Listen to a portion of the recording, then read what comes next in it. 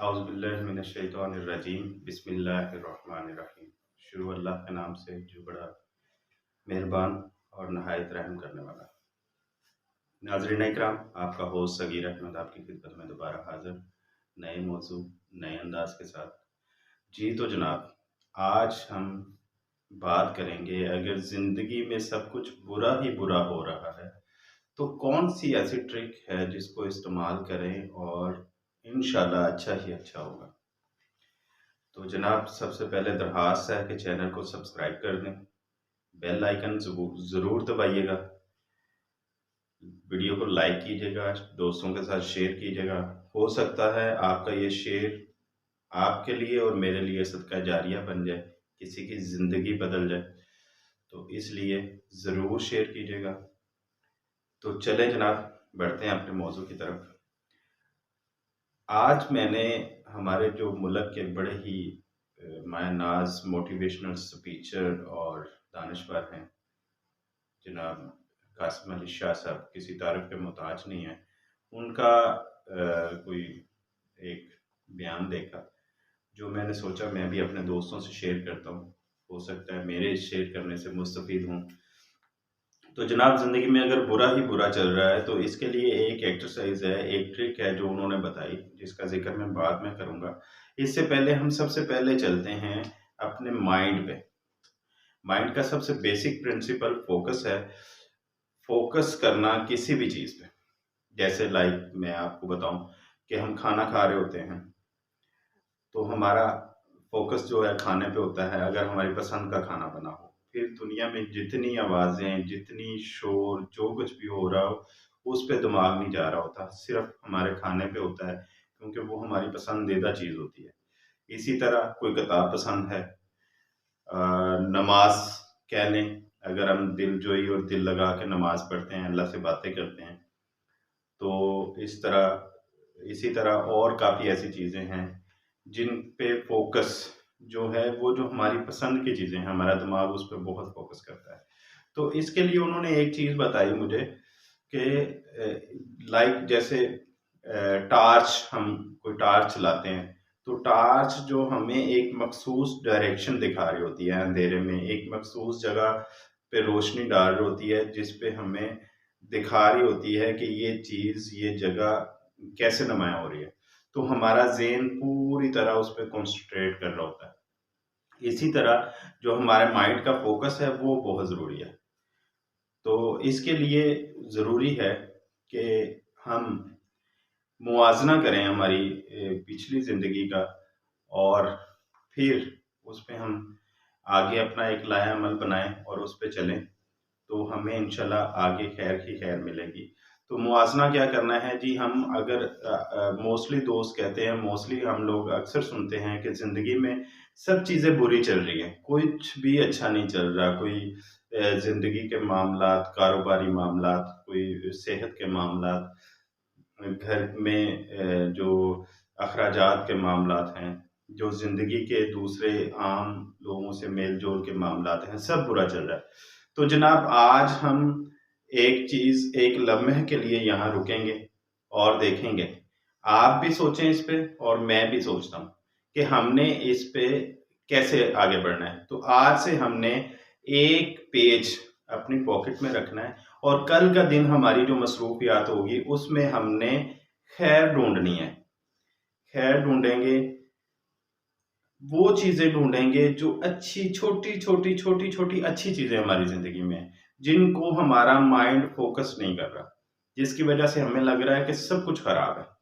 मतलब कहीं गए हैं, उसने बंदे ने हमारी जो मेज़बानी में हमें पानी पिलाया, तो अल्लाह का शुक्र अदा करें। आज आप देखें, जिन इलाकों में पानी मुयस्सर नहीं है और बड़ी मतलब मुश्किल से उन लोगों को पानी अवेलेबल होता है, तो उनसे पूछें जाके इस नेमत की जो है कदर।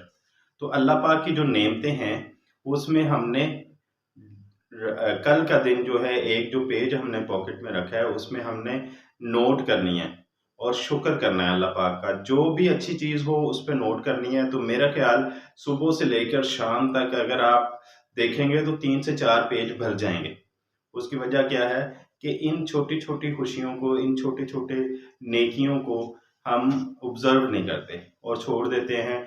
इस नज़र के में छोड़ देते हैं कि हमारी ज़िंदगी में कुछ अच्छा नहीं चल रहा, तो इससे क्या फ़र्क पड़ता है? जनाब, उससे फ़र्क पड़ता है, शुक्र करने का अंदाज़ अपनाएँ।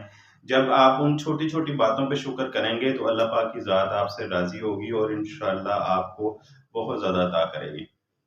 तो जनाब, जब हम इस चीज़ को देख लें कि ये सारा दिन हमने जो लिखा है, अब शाम के वक़्त हमने बैठना है, नमाज के बाद तन्हाई में बैठें, अपनी उस दिन की ज़िंदगी और पुरानी ज़िंदगी का मुवाज़ना करें। अगर आपको लगे कि आज का दिन ज़्यादा बेहतर है, तो समझें आपकी ज़िंदगी में खुशहाली का वक़्त शुरू हो गया। फिर आप डेली नेकी ढूँढें और शुक्र की जगह ढूँढें।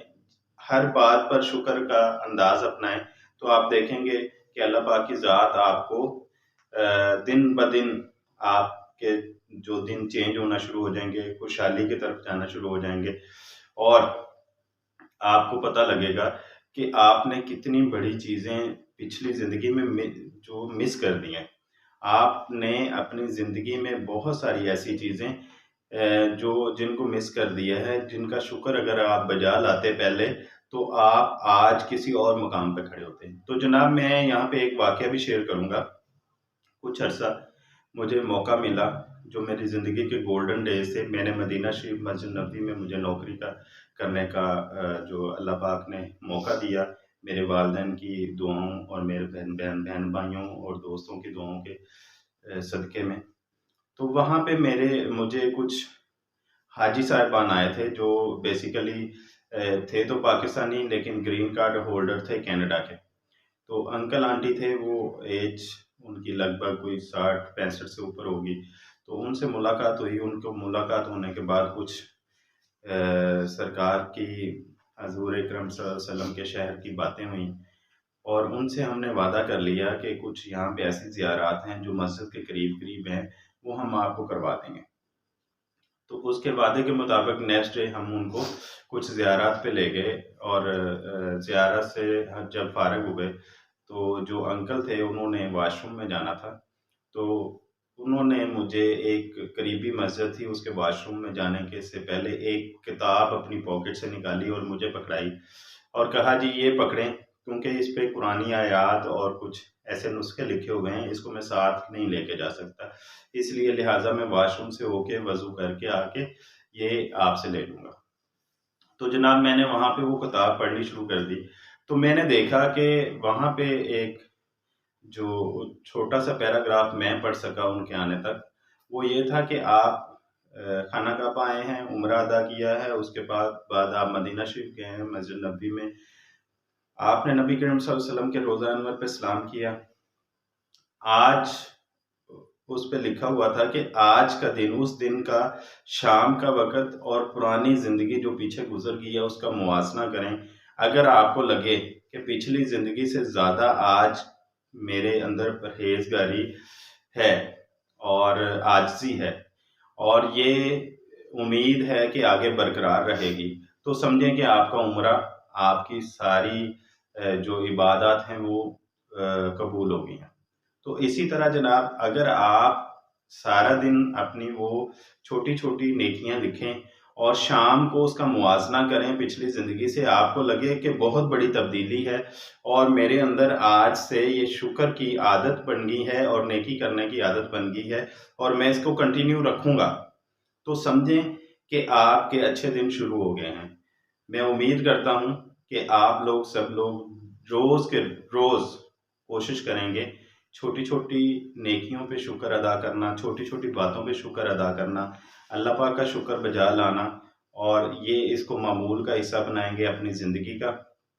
और मेरे लिए भी ये एक कह लें, आने वाले वक़्त में जो बनेगा, एक सवाब की राह बनेगी अगर आप इस बात पे चल पड़ते हैं और मैं भी कोशिश करूँगा कि अपनी ज़िंदगी में इस चीज़ को आगे लेके जाऊँ। सदका करने की कोशिश करें, अपने इर्द-गिर्द लोगों को देखें, हमसायों को देखें कि कहीं कुछ ऐसा तो नहीं है कि आप लोगों ने रोटी खा ली और आपका हमसाया भूखा रह गया है। कहीं ऐसा तो नहीं है कि आपके इलाके के मज़दूर वहाँ पे मज़दूरी के इंतज़ार में भूखे बैठे हुए हैं और आपने रोटी खा ली है। सदका करने की कोशिश करें, उनके लिए कोशिश करें, खाना पकाएँ। अगर आप जितनी हिम्मत रखते हैं उतना खाना बनाएँ, उन गरीबों को खाना खिलाएँ, उन गरीबों के लिए सदका करें। और ये सदका बहुत सारी ऐसी बलाओं को टालता है और इस पे हम सब मुसलमानों का ईमान भी है। और आप भी समझते हैं कि अगर उशर और ज़कात और सदका का आज सूदी निज़ाम को छोड़ के हम अपना लें तो इंशाअल्लाह जैसे नबी करीम सल्लल्लाहु अलैहि वसल्लम के दौर में हमारे मुसलमानों पे खुलफाए राशिदीन के दौर में खुशहाली थी, तो हम पे भी इंशाअल्लाह आएगी। उम्मीद करता हूँ आपको आज का मौज़ू पसंद आया होगा। इसी दुआ के साथ आपसे इजाज़त चाहूँगा कि अल्लाह पाक आपका हामी और नासिर हो। जाते जाते फिर दरख्वास्त करूँगा मेरे चैनल को सब्सक्राइब करें, बेल आइकन ज़रूर दबाएँ, लाइक कीजिएगा, शेयर कीजिएगा और दोस्तों को ज़्यादा से ज़्यादा सब्सक्राइब करने का कहें। जज़ाकल्लाह। अस्सलाम वालेकुम व रहमतुल्लाहि व बरकातुहू।